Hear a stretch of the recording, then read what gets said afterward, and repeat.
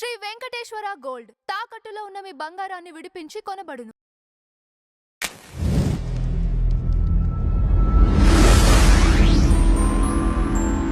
Ma'am నమస్తే ma'am. నమస్తే ma'am, గత 10 ఇయర్స్ నుంచి నేను అబ్జర్వేషన్ చేస్తుంది ఏంటంటే, చంద్రబాబు నాయుడు గారు 2 తెలుగు రాష్ట్రాలకి ఏమీ చేయలేదు, అభివృద్ధికి అని ఏం లేదు, కానీ బాగా ప్రచారం చేసుకుంటున్నా అని ఏదో చేసినట్లుగా పెద్ద పెద్ద రాజకీయ నాయకులు కూడా ఇది మాట్లాడారు.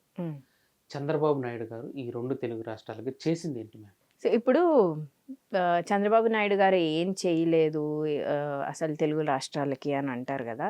మరి ఇన్ని ఐటీ కంపెనీలు హైదరాబాద్లో ఎలా వచ్చినాయి, మరి హైదరాబాద్ ఎలా జీడిపికి హైయెస్ట్ కాంట్రిబ్యూటర్ తెలంగాణలో? ఆఫ్టర్ బైఫర్కేషన్ తీసుకుందాం, బిఫోర్ బైఫర్కేషన్ నేను తర్వాత మాట్లాడతాను. ఆఫ్టర్ బైఫర్కేషన్ మరి హైదరాబాద్ ఎలా ఐటీ హబ్ అయింది? అది ఫస్ట్ ఎవరు పిచ్ చేశారు? ఐటీ డెస్టినేషన్గా ఎవరు విజన్ క్రియేట్ చేశారు? దానికి విజన్ 2020 అనేది ఎలా వచ్చింది? అది ఎక్కడి నుంచి వచ్చింది? టీడీపీ గవర్నమెంట్లో సిబిఎన్ గారు సీఎంగా ఉన్నప్పుడు అప్పుడే కదా 95 to 2004లో ఆ విజన్ 2020 క్రియేట్ చేయకపోయి ఉంటే ఇవాళ హైదరాబాద్ ఐటీ డెస్టినేషనే కాదు.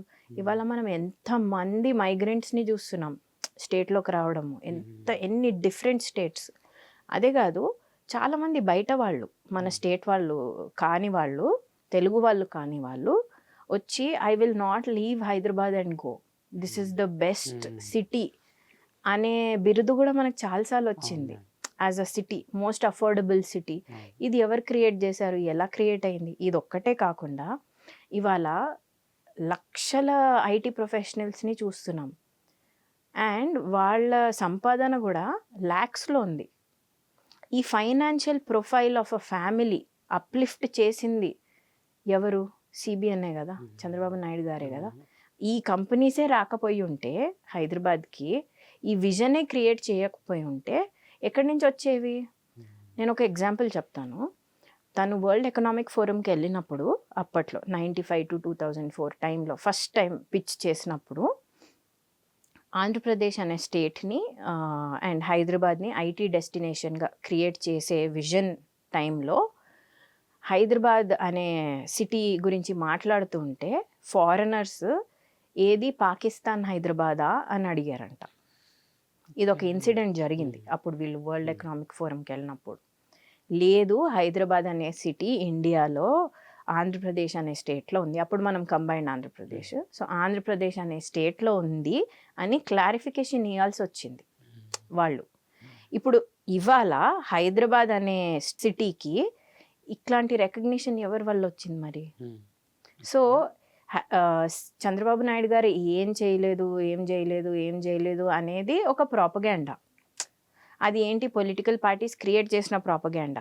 మరి ఇవాళ అవే పొలిటికల్ పార్టీస్ హైదరాబాద్లో బాగుపడుతున్నాయి కదా. ఇన్ని ఆస్తులు ఇన్ని పొలిటీషియన్స్కి ఎలా వచ్చినాయి? హైదరాబాద్లోనే వచ్చినాయిగా. అది ఎవరు ఆలోచించారు కదా. మళ్ళీ ఇప్పుడు ఫర్ ఎగ్జాంపుల్ ఇంతమంది పొలిటీషియన్స్ ఉన్నారు, ఇన్ని పార్టీలు ఉన్నాయి, ఆ హబ్ అంతా హైదరాబాదే కదా. వాళ్ళ ఇల్లులు, వాళ్ళ ఆస్తులు అన్నీ ఇక్కడే ఉన్నాయి కదా. పొలిటికల్ పార్టీ హెడ్ ఆఫీసెస్ కూడా హైదరాబాదే ఇవాళ కూడా. సో ఆయన ఏం చేయలేదు, ఏమీ చేయలేదని కాదు కదా, ఆయన ఏం చేయలేదు అనేది క్వశ్చన్. ఐటీ ఒక్కటే కాదు, మీరు వేరే వేరే ఫీల్డ్స్ తీసుకున్నా కూడా ఇరిగేషన్ చూడండి, ఫర్ ఎగ్జాంపుల్ ఇన్ఫ్రాస్ట్రక్చర్ చూడండి, ఈ roads, flyovers, national highways, golden quadrilateral, ఇవన్నీ క్రియేట్ చేసిన విజన్ కూడా అప్పటిదే కదా.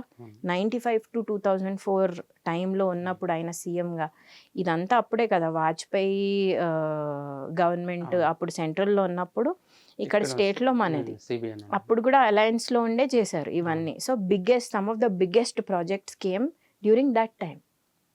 అదొక్కటే కాదు, ఏవియేషన్లో ఎయిర్ స్పేస్ ఓపెన్ అప్ అయ్యి, ఏవియేషన్ ఓపెన్ అప్ అయ్యి మనకి ఇంటర్నేషనల్ ఫ్లైట్స్ హైదరాబాద్లో ల్యాండింగ్, ఇవన్నీ క్రియేట్ చేసింది కూడా అప్పుడే కదా. ఎమిరేట్స్ తోటి టైఅప్ ఉండింది. సో ఓపెన్ ఏవియేషన్ పాలసీ అని అప్పుడు సెంట్రల్ గవర్నమెంట్తో ఇదయ్యి దే బ్రాట్ ఇట్ అవుట్.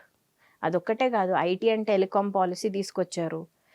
ఆ విజన్కి దాని టాస్క్ ఫోర్స్ హెడ్ సిబిఎనే ఉండే నేషనల్ లెవెల్లో. సో అది కాకుండా ఇప్పుడు ఆ national IT and telecom policy వల్ల మన చేతిలో స్మార్ట్ ఫోన్ ఉంది. దాన్ని ఓపెన్ అప్ చేసిన సెంట్రల్ గవర్నమెంట్ దాని ఐడియా ఎవరిచ్చారు? ఇతనే కదా. అవును.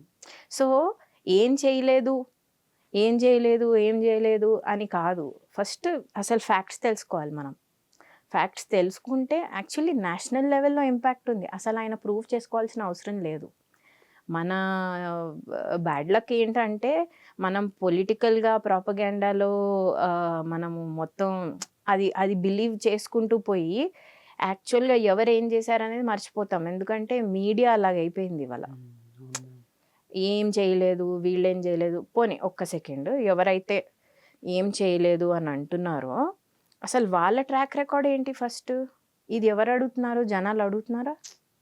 ఇప్పుడు వేరే సీఎంస్గా చేసిన వాళ్ళది తీసుకుందాము, ఈయన ట్రాక్ రికార్డ్ తీసుకుందాము. ఈయన ఎన్నేళ్ల నుంచి సీఎంగా చేస్తున్నారు? ఇంకా సీఎంగానే చేస్తున్నారు. And he still able to. ఎందుకు? ఈవెన్ యంగ్స్టర్స్కి కూడా గట్టి పోటీ ఉంది ఇప్పుడు. It's not that he is old. అవును, ఇప్పుడు ప్రాపగాండా ఉంది, ఓకే హీఈస్ ఓల్డ్, ఆయనకి ఇది కావట్లేదు, ఆ ప్రాపగాండా నడుస్తూనే ఉంటుంది. బట్ విజన్ వైజ్ ఎవరన్నా బీట్ చేయగలుగుతున్నారా ఆయనని? ఇన్ఫ్రాస్ట్రక్చర్ వైజ్ ఎవరన్నా బీట్ చేయగలుగుతున్నారా? లేదు. బైఫర్కేషన్ తర్వాత సెక్రటరేట్ లెస్ దాన్ 150 డేస్లో కట్టారు. అది మీరు వెళ్ళి చూస్తే అది ఎవరు చేయగలుగుతారు? అసెంబ్లీ కానీ, సెక్రటరేట్ కానీ, హైకోర్టు కానీ, ఇవన్నీ ప్రాపగాండాలు నమ్మి జనాలు మర్చిపోయేది ఏంటంటే ఇప్పుడు చాలామంది ఫ్యామిలీస్ బెనిఫిట్ అవుతున్నాయి హైదరాబాద్లో ఉండి, ఆంధ్రాలో ఉండి కూడా. ఇప్పుడు యుఎస్ డ్రీమ్స్ కానీ, అప్పట్లో IIIT లాంటి యూనివర్సిటీ క్రియేట్ చేయడము, ఐఎస్బి లాంటి ఇన్స్టిట్యూషన్ని తీసుకురావడము, ఈ విజన్ ఎవరు చూశారు? ఎందుకు క్రియేట్ చేయాల్సి వచ్చింది? నల్సార్ యూనివర్సిటీ లాంటి యూనివర్సిటీ వచ్చింది, లా యూనివర్సిటీ ఇక్కడికి. అదే కాదు, జినోమ్ వ్యాలీ. ఇప్పుడు ఫార్మాలో కూడా we are leaders. Hyderabad is the world leader in generic drugs.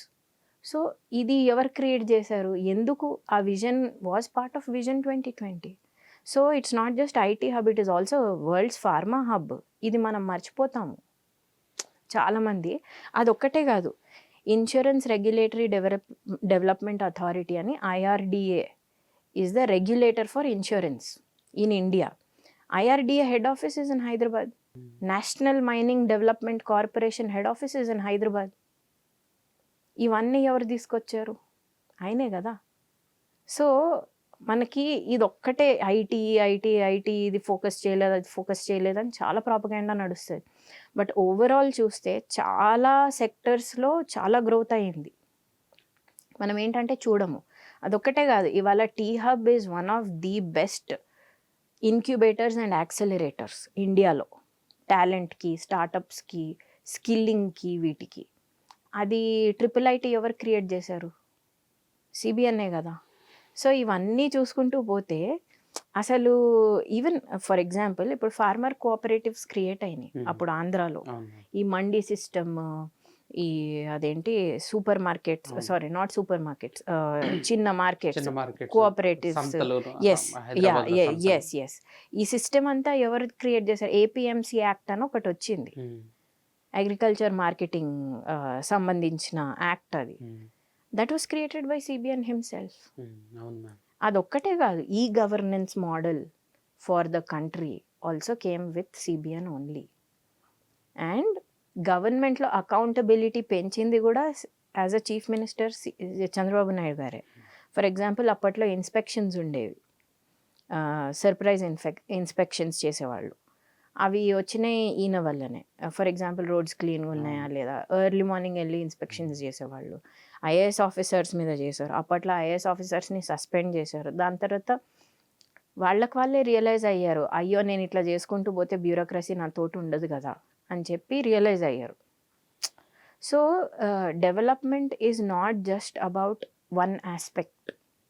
People కూడా ఆలోచించాలి. అసలు ప్రాపగాండానా, నిజంగా నేను కాస్ట్ గురించి ఆలోచించి ఈ మాట మాట్లాడుతున్నానా, లేకపోతే నా స్టేట్కి నిజంగానే ఏమైనా చేశారా, దానివల్ల నేను బెనిఫిట్ అయ్యానా? ఇప్పుడు ఫర్ ఎగ్జాంపుల్ జెన్జీస్నే తీసుకుందాం.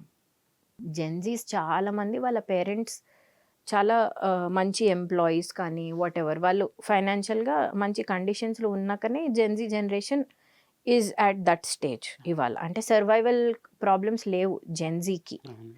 కదా. ఇప్పుడు సో జెన్జీ వాళ్ళ పేరెంట్స్ గుడ్ ఐటీ ఎంప్లాయీస్ అయినప్పుడు వాళ్ళకి ఆ కంఫర్ట్ ఎక్కడి నుంచి వచ్చింది?